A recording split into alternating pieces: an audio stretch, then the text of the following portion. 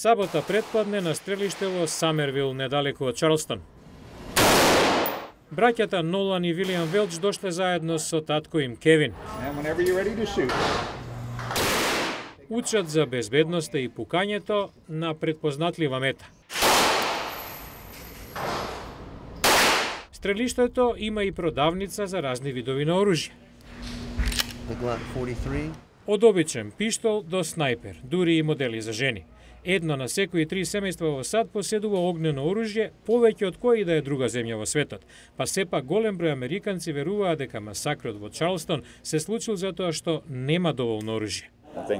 Граѓаните треба да имаат можност самите да се заштитат од ваквите инциденти кои може да се случат во секој момент. Вооруженото општество е подобро општество. Но по крвавиот напад во Чарлстон имаше и спротивни повици. Предолго затвараме очи пред неверојатниот хаос од насилството со оружје врз нашата нација. Председателот Обама бара поштроги закони за оружјето.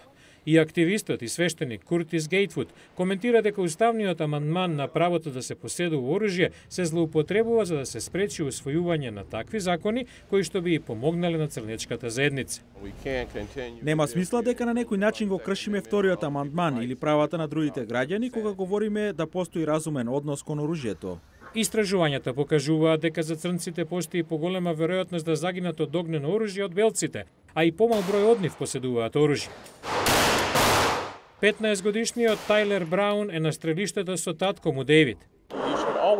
Треба да сте вооружен зашто никогаш не знаете кога ќе се појави лош човек како во црквата во Чарлстон. Не заминувам од дома без оружје.